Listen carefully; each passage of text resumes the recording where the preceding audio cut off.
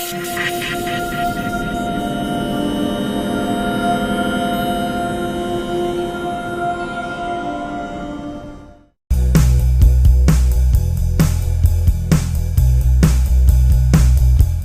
pagi, mitra NASA dimanapun Anda berada.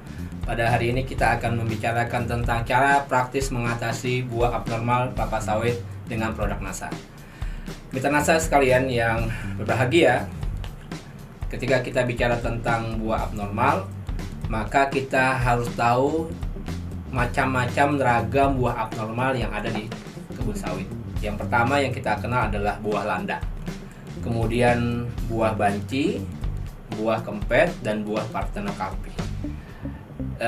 Buah abnormal ini itu sangat berpengaruh terhadap produksi kelapa sawit. Artinya, ketika dalam satu luasan itu jumlah buah abnormalnya sangat besar, maka otomatis produksi kelapa sawit akan mengalami penurunan yang sangat drastis.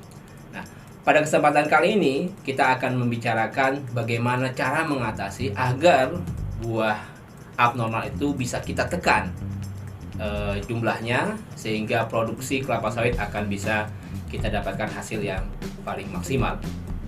Nah, para pemirsa sekalian, kita juga perlu memahami kembali tentang apa kriteria buah landa, buah banci, kemudian buah kempet, dan buah parthenocarpi.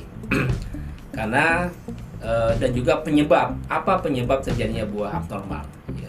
Pertama, ketika kita bicara tentang buah landak, artinya bahwa jumlah buah yang jadi, artinya antara jumlah butiran berondolan dengan duri yang ada di buah kelapa sawit itu lebih banyak durinya, sehingga orang menyebutnya sebagai buah landak.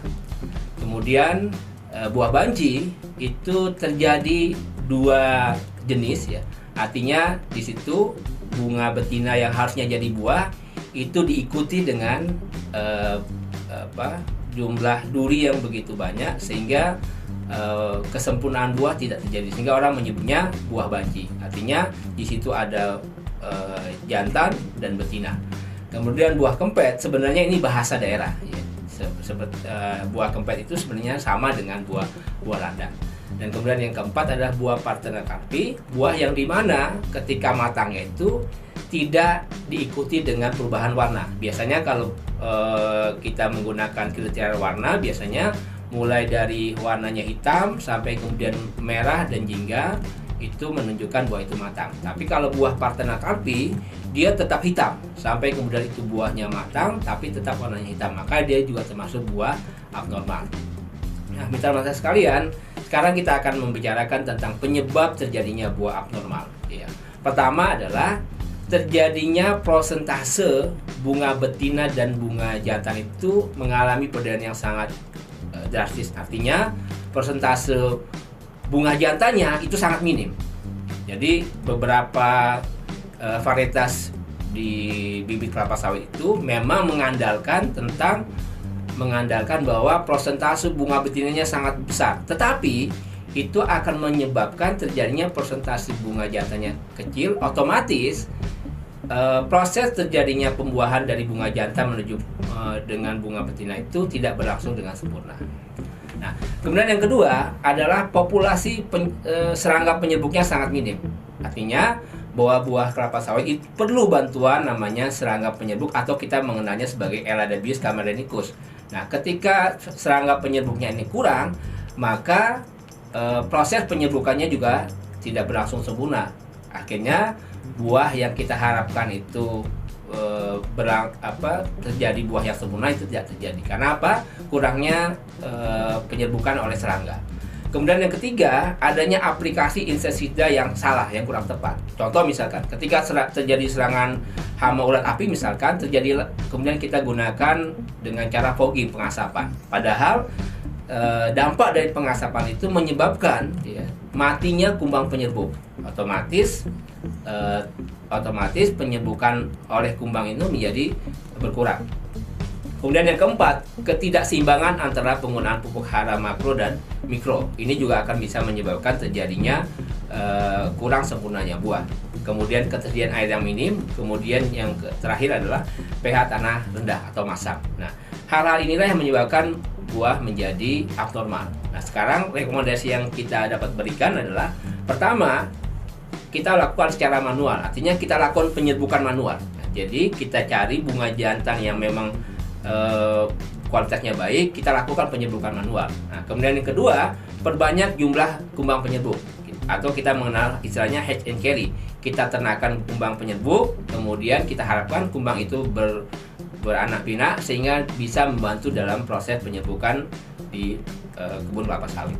Kemudian yang ketiga, hindari inseksida kimia, sehingga kita bisa gunakan dengan menggunakan Agensia Hayati. Kita punya produknya, yaitu bisa menggunakan produk-produk Agensia Hayati dari NASA.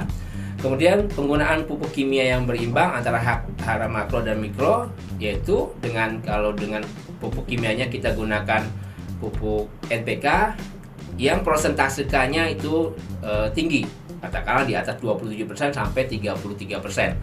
Kemudian yang penggunaan pupuk organiknya kita gunakan SPR, NASA, dan PWN Nutrition yang ini bisa membantu ya, proses pembentukan bunga dari bunga betina kemudian jadi buah, sehingga buahnya itu bisa besar, berat janjangnya juga besar, sehingga produksinya juga semakin meningkat.